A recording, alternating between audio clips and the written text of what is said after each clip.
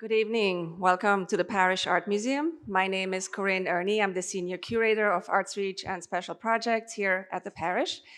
It's so great to see so many of you and to feel spring finally starting. We have a wonderful evening tonight with Hilma of Klint. First, we're going to see a documentary called Beyond the Visible, Hilma of Klint, by the filmmaker, oh my God, Julia Drishka is her name, yes. And then I'm actually going to be speaking to Hilma's Ghost, literally. And Hilma's Ghost is made up of two artists, Dannielle Tegeder and Sharmistha, two artists I've met both individually and then found out that they actually created this, this collective, this feminist artist collective. I want to thank our sponsors for Friday night, our presenting sponsor, Bank of America, as well as the Corcoran Group and Sandy and Stephen Pearlbinder. And a special thanks to Jackie Lofaro from the Hamptons Doc Fest, who has been partnering with us for many years, and it's really wonderful to be working with you. And Jackie wants to say a few words. Thank you.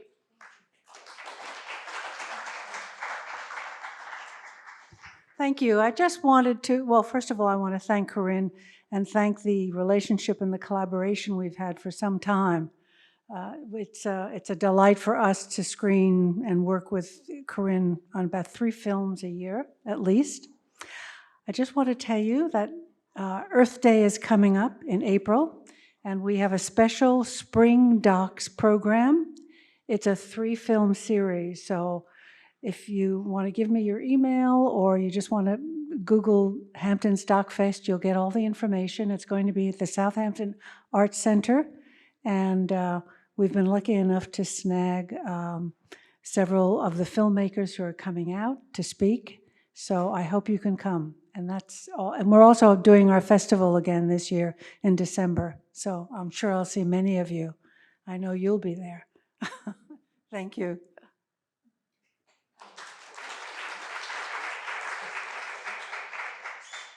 Hilmas Ghost. It's also interesting because I know you individually as you know, artists, and I was really surprised actually to see and positively surprised to see your tarot cards at the Armory last fall, and I'm sure you will talk about these works today. You want to give a little description on Hilma's Ghost, and then I'll... Yeah, sure. So I think, first of all, I mean, Dannielle and I, you know, are both independent artists. And we met several years ago because we had studios next to each other. Dannielle had been at the Elizabeth Foundation in New York for many, many years. And I had actually just returned from India, and that was my first studio in New York City. And of course, my neighbor was Dannielle, who was very friendly and warm and generous. And so, you know, we became friends and colleagues. And we both work with abstraction. My roots for abstraction were, you know, came from South Asia. You know, I was looking at textiles, I was looking at miniatures, I was looking at Tantra painting, and Dannielle was looking at constructivism, you know, the Bauhaus, and so forth. And so we really were looking at abstraction through very different lenses, had looked at each other's works, but it was only several years later, during the pandemic 2 years ago. I mean, of course, we're kind of still in the pandemic, but really at the, you know, the peak of the pandemic in 2020, where we started to talk a lot more, and we were, of course, all isolated.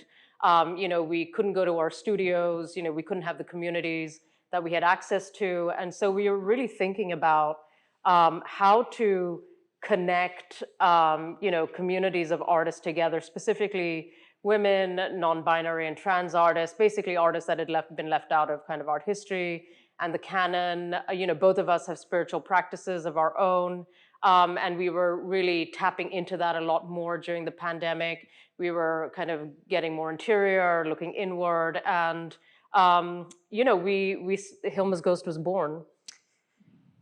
Yeah, well, just to add on to that, and first of all, I just want to take a moment, because that's such an amazing film. No matter how many times I see it, I'm just so blown away every single time. Like, it's just amazing. And I love what Josiah said in the film, and I know Josiah is a friend of mine, and he says that now it's time for like Hilma to go out really and affect other artists' work really, and that's exactly kind of what happened to us. And I mean, years ago, I don't know a single female artist in New York who was not completely blown away by this show. And, we go to hundreds of shows and 20 years of shows. And really, it was the one show I think that affected artists so incredibly deeply in so many ways. Why do you think that was? That particular. It's a good question. I mean, I think it's such an incredible different constellation of circumstances. I mean, first of all, the miracle that that work stayed together in a group and was almost in a way unexposed, and then to be able to see it in that way. And I want to say, I'm going to get a little like new agey, that it's hard to look at those drawings. And we say, by the way, that we're believing skeptics, even though we have worked with shamans and witches all year with this project. So it's hard to really look at those drawings, those diagrams that she made, and then look at where this ended up in the Guggenheim and just think, oh my God, what was really destined in some way. And that, I feel like personally, we don't know everything about the universe. And when you see something like that, it was, I think, really significant spiritually for artists. I think it was a really spiritual moment. Mm-hmm. And just to connect into what Sharmistha was saying about how Hilma's Ghost came about, of course, 2 years ago, we went into deep lockdown, and I'm a professor at CUNY, so all of a sudden I was not teaching my students, and I was locked out of my studio for 5 months, and I started something called the Pandemic Salon. So I was hosting a salon every week from my house with topics, and I'd bring in writers and artists and poets and musicians, and they were around topics. And it was a great way to connect and really support one another. And then when, continuing on, that's really kind of in some ways gave birth to Sharmistha and I having conversations of, we wanted to do this really for feminism and artists that had not been recognized in some ways. And we started an Instagram account where we were profiling forgotten women artists. We started doing virtual programming. We collaborated with 8 different practitioners, so a shaman, a witch, someone coming in to do automatic drawing, and they were workshops. So you would come and they were all free, and we would give a historic overview of art and that subject, and then you would have really a workshop, and that's really how it was born in some ways. And do you think the pandemic was conducive to people or particular artists to be more open again to spiritualism? I mean, I think people were looking for answers, and artists could provide that. And it was such a special moment. And it's also interesting that the show at the Guggenheim happened just before the pandemic, just like a year before. Yeah. As Dannielle said, the exhibition of Hilma af Klint at the Guggenheim, was just, I mean, it was like a miracle. I mean, I know that word is kind of associated with kind of mysticism, and not kind of like hard Western rationalism, and, but it really felt like that. I mean, and I think it's across ages, races, gender. I mean, we have assistants we work with who are deeply impacted by it, who are art students now. There are, artists who are in their 70s and 80s, who are part of our community, who were deeply impacted by that exhibition. So, I mean, I think just across the board, there was just this really deep impact of that exhibition. And I think the pandemic, in a way, gave us an opportunity to really go deeper and explore not only what Hilma had done, but also how that connects in with the stories or the experiences of so many artists, mainly women, and these stories had been completely written out. I mean, I also, love art history, and I felt like I had been lied to for 20 years, I love the history of abstraction, and it was like, well, why didn't anyone tell me about this, And so it's art history in the making, and it shows you that the art history that has been written is not static, it's dynamic, and it's changing, and, and it makes you think about what else, is out there to be discovered. If this has been kept secret for so long, and hasn't come out into the public, then what else is there? And there's that sense of kind of engagement now again with kind of art history and seeing it as kind of a dynamic thing. Right, and it's almost like she knew that was going to happen. She foresaw that. And I also just think with the pandemic, I think just with all of our experience over the past 2 years, the amount of death and loss that all of us have gone through, I don't know how you can't really not start grappling with ideas of the unseen and death. And of course, when you look over history, you see the incredible rise of spiritualism or interest in these ideas when people go through wars or, other, times of loss or famines or things like that. So it's nothing new, but it is absolutely amazing that the Hilma Show, first of all, came right before it and kind of opened this portal in a way. But, we're absolutely seeing, like, when we started doing these virtual programs, we thought we'd have, 25 people, 30 people, and we were getting 500 people. And at some points, we were having people signing in from 40 different countries. We just couldn't even figure out where they were finding us. We were like, who are these people? But everyone was interested in this. Amazing. Yeah, It's it was kind of amazing. incredible. We would just sit there and watch like the Zoom, and we'd be like, who are these people from everywhere? From like from Malta. How did they find it?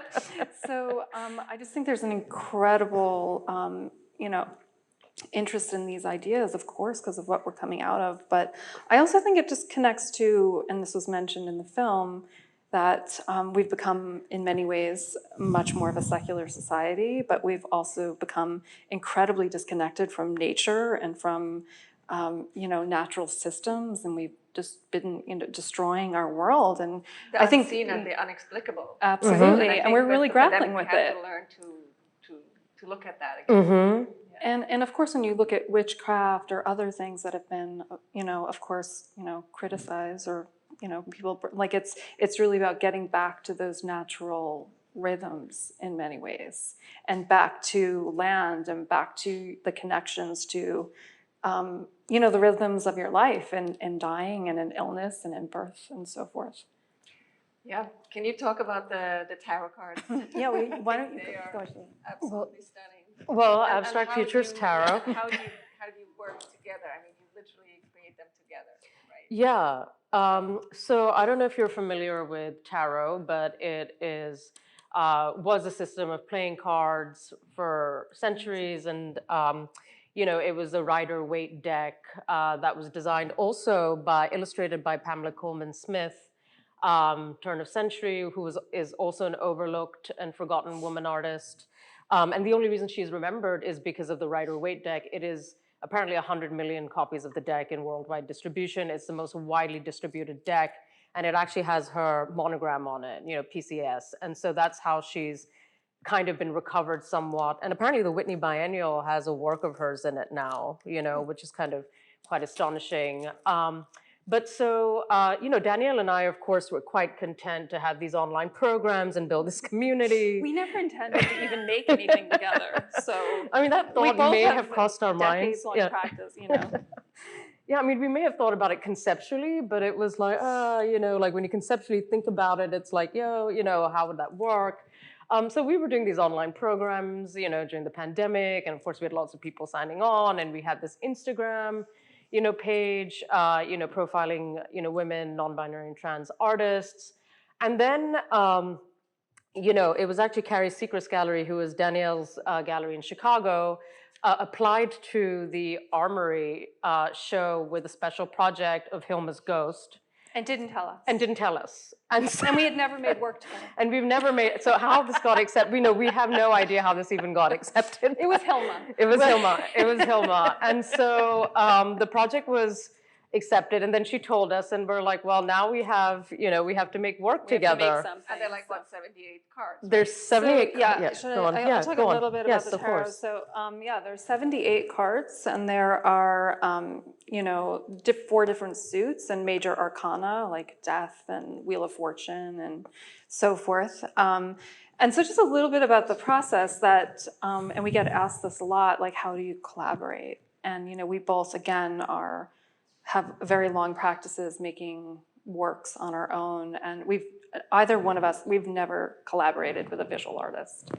So, it was just, every day we went to the studio, and I will say we did try to be authentic in that we lit candles and we saged the studio, and we have a witch we now work with, Sarah Potter, who's a pretty famous witch, who's kind of been along the ride with us with this, and we would really do sigils in the studio and really set the tone and really try to set a sacred space to make work, which is something that we had never done before, by the way, in either one of our works.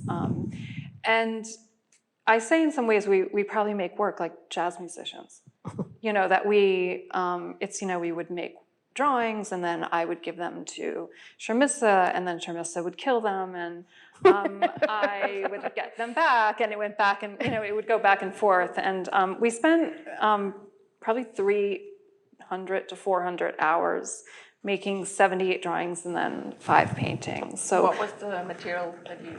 Yeah, well, we'll show you some drawings. Yeah. And So the materials are paper, ink, gouache, colored pencil, and then the paintings are ink and acrylic mostly. And how big were the original paintings?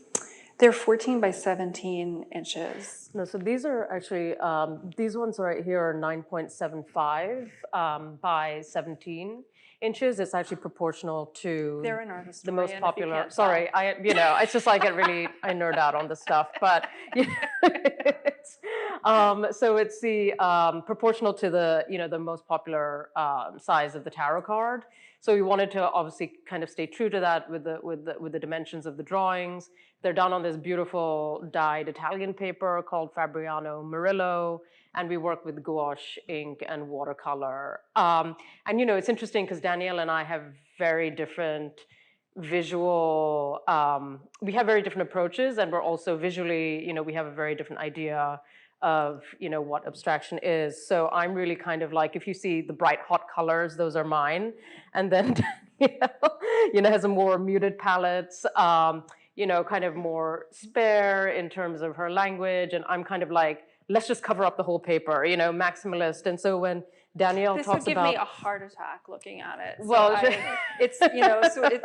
it's interesting when you work with there are constraints back and forth, right? So it forces you to think and grow in a different way. I think that's what's really remarkable about that work that you created together, because I know both of your work, and it's very different, and you've created something completely new. It's really its own thing. It's Hilma's Ghost, so it's really something.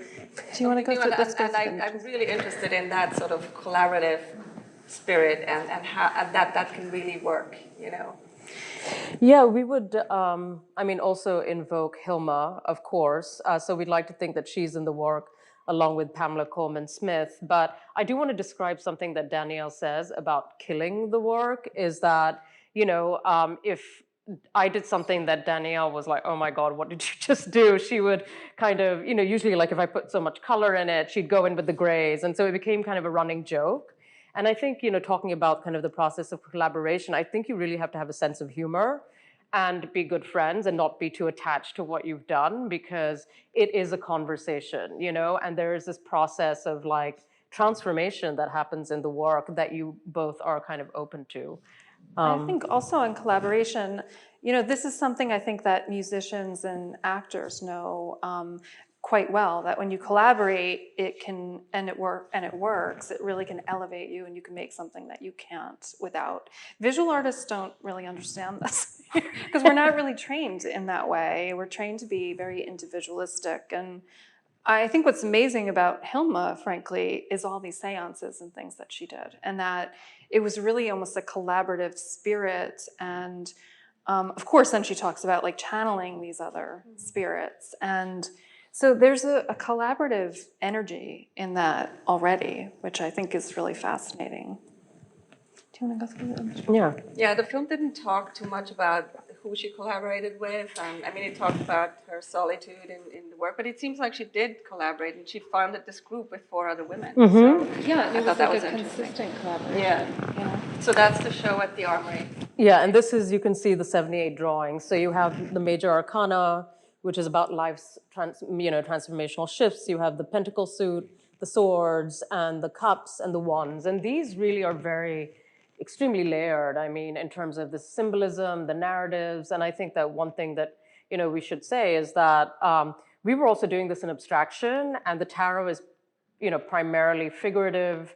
It is narrative. It is about stories. It is very layered, with symbolism. And for us, it was like, how do we do this? How do we translate that into an abstract language? I think you want to just show the other view and we can answer questions. Oh, yeah. We should. We have time. We have time? Okay. Oh, okay. So these are do you want to talk about the paintings? Yeah, so the paintings, and this is some things that we're doing in the studio now as well, is we would create a reading of 4 or 5 cards, and then meld those symbols in our cards. And so there's a reading that goes along with this painting.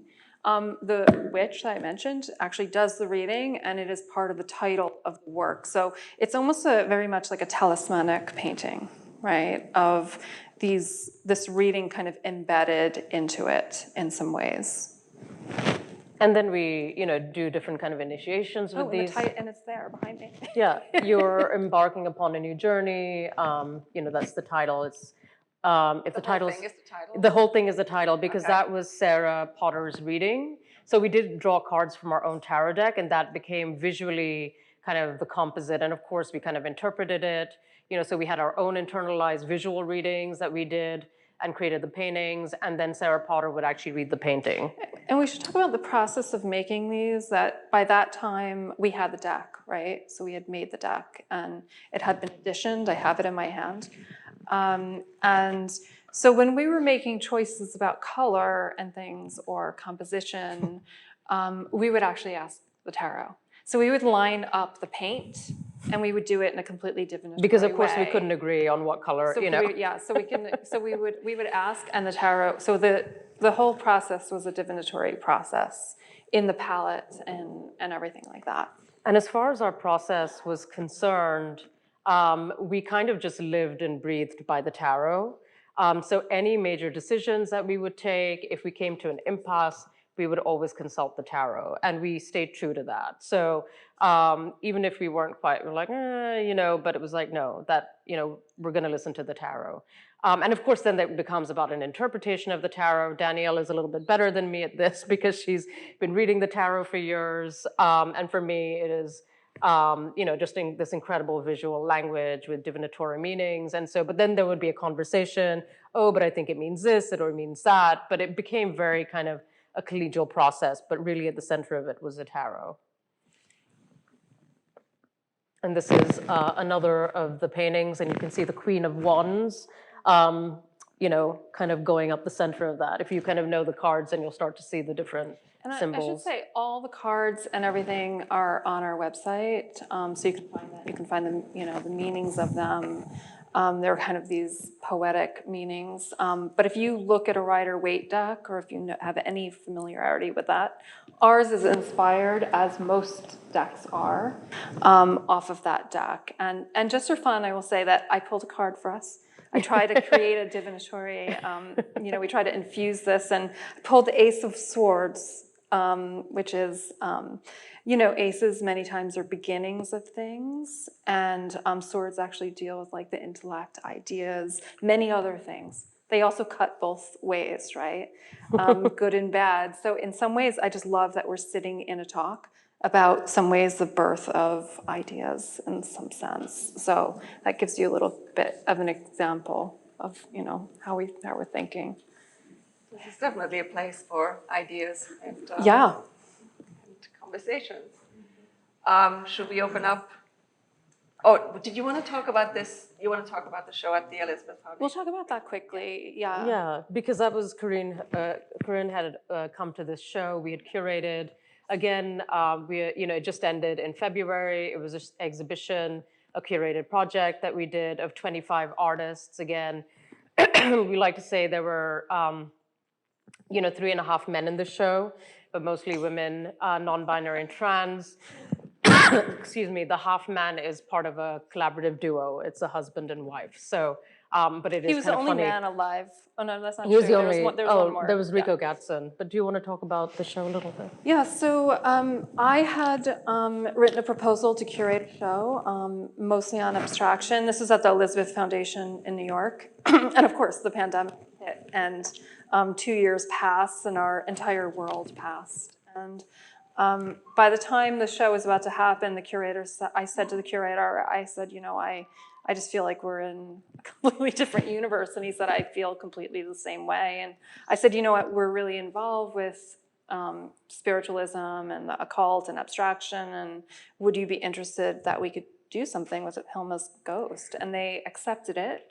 So we curated a show of 25 artists Called Cosmic Geometries. called Cosmic Geometries. And so we'll just show you a few images. I think the main thing about this show is, again, we invited the witch we work with in, who we set a sacred space. And the show was completely curated by the tarot in a divinatory way, the layout. So we assigned a card for each artist, mostly major arcana. And then we did a process where we laid out the show. So of course this could be a complete disaster. I will say the night before, my husband sat me down, who's also an artist and has worked in museums, and he said, I think this is a bad idea. He's like, he goes, this is gonna be a disaster. It's gonna look terrible. You're not gonna be able to choose anything, right? And so, but we stayed true with the process. And actually, this is a nice example of a pairing that was, again, chance, but this is Grace DeGennaro, an artist who lives in Maine, and she works with the Fibonacci series, which is a system of mathematics that came from India.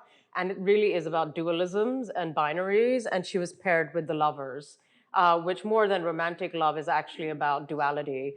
And she just found that pairing. I mean, she was just so tickled by that. So and also, like, if you see the show, I think you may have seen this as well, there's just a lot of visual rhyming happening, like things that we couldn't have imagined. Yeah. can you show that? And so, Which one? the install image, and then we'll start. I will say a funny part is, so we had, again, one thing about Hilma's Ghost is really about connecting to other women artists and community and the spirit of feminism. And again, we had an amazing response to the show. And we worked with Sarah, who again, did different rituals with us. And, the funny story is we would do these prosperity rituals with her, and she would say, what do you want? And we'd be like, well, the New York Times, and for this or that, and big, dream things. This space doesn't get so much attention. It's a small nonprofit on 39th Street in Manhattan. And sure enough, both times we did that, we ended up getting a New York Times review. And in the New York Times review, it said a spectacular knockout of they had never actually. And this was the image. This is the image that they this never is the even image they review used. group shows usually. So it was like and it was a giant image of the show. So it's been kind of amazing. Just the critical response to it has been really wonderful. But I think fundamentally, we're always kind of asking for kind of attention to the community, prosperity for the community. We weren't in the show. Yeah, we were not in the show, except through the tarot. And this is just a future project. We'll just talk, just say it's in 2 minutes, and then we'd love to talk to you. So this is an exhibition that's coming up this summer at the Hamptons Museum in Connecticut. And why the space is particularly interesting to us is that it was founded and designed and built by this woman you see here, Theodate Pope Riddle, who was quite, she was very accomplished. She was one of the first licensed, female architects in the country. She built this estate for her parents, who had a huge Impressionist and post-Impressionist collection. And she almost drowned in the sinking of the Lusitania, and she was actually sent to the morgue, where, you know, she was obviously alive, and, you know, and she became a spiritualist and deeply embedded in these ideas and held seances with other women, including the artist Mary Cassatt, who is also mentioned in the film. And there's a library here of the automatic writings that she did in these seances. So we will actually be using some of these ideas. These are two of the books we're reading now. One of them is here, written by a major theosophist, Dr. Annie Besant.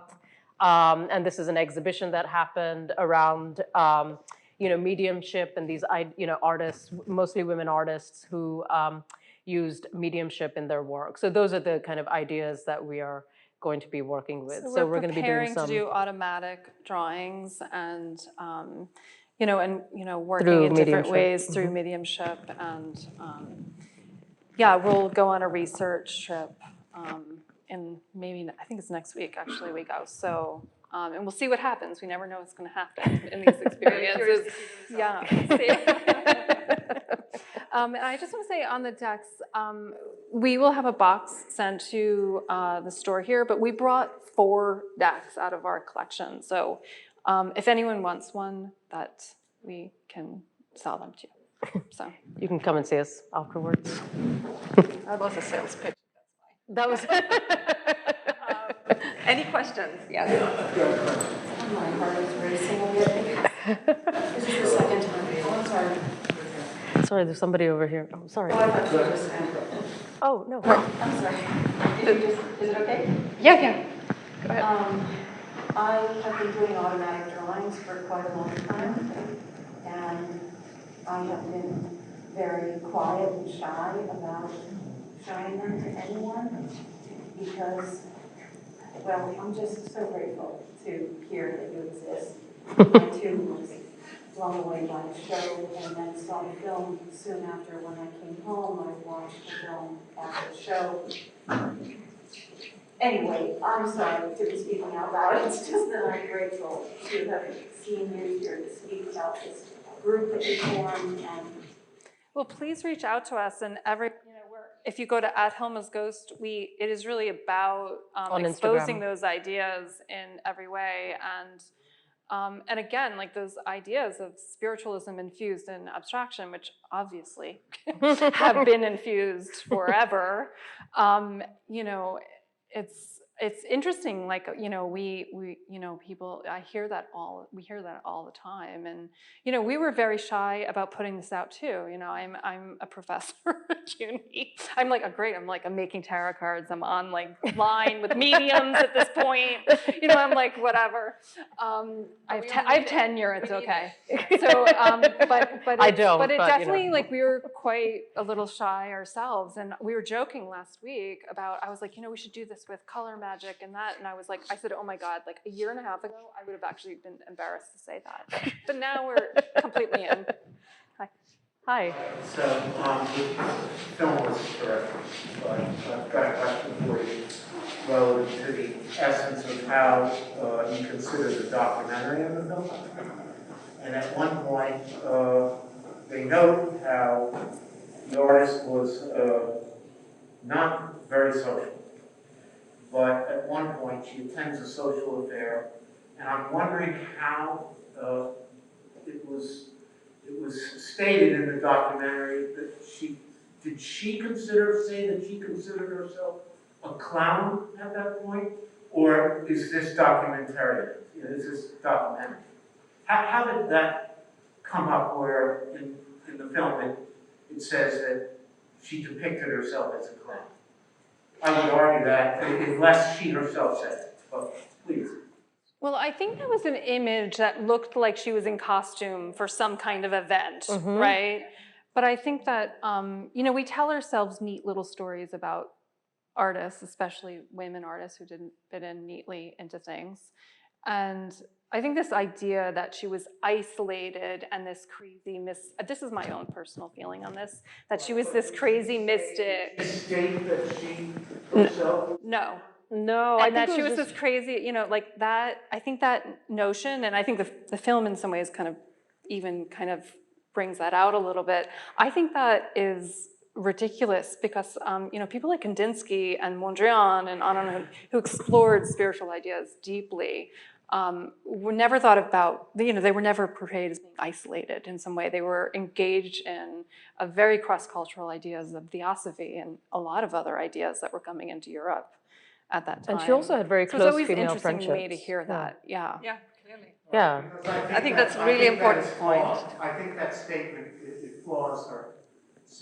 Unless she said it herself. No, I don't think they said they... Seriously flaws her.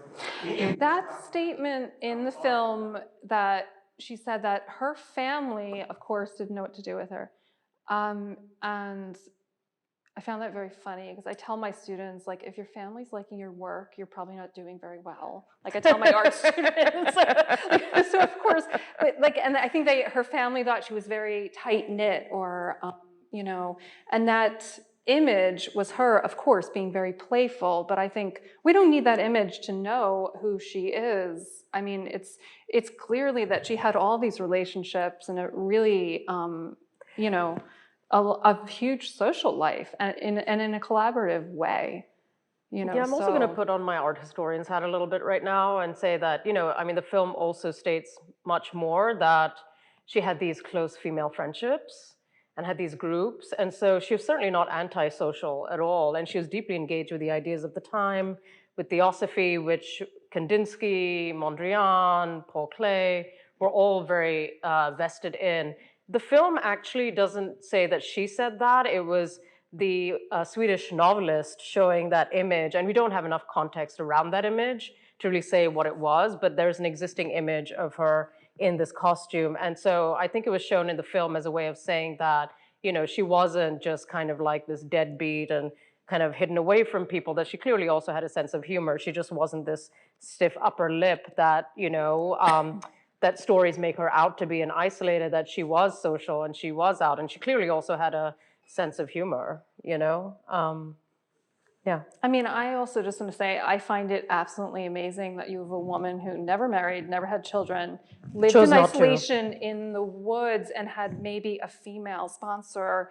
And there's no speculation on her sexuality, maybe being like possibly a queer woman, maybe. I mean, to me, I just look at that and I think like, why is there no discussion around that or speculation? It's like obvious in some ways.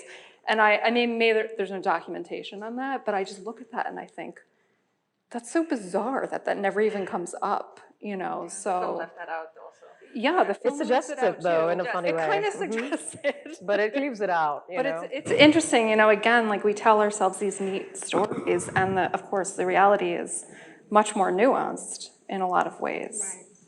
And I think what was just remarkable is that, you know, a woman who was very educated, who, you know, knew about science, but also chose to investigate into spiritualism. And I think it relates so to our times, and that's why I wanted to have you here tonight and see how that sort of spirit continues or has been revitalized in today's time. And I think specifically during the pandemic, I think it really has something to do with the times we're living in. Absolutely. And I just think there's been a complete reshuffling. There's one more question. Dannielle, I use she, her pronouns. Thank you so much for sharing your work and your process.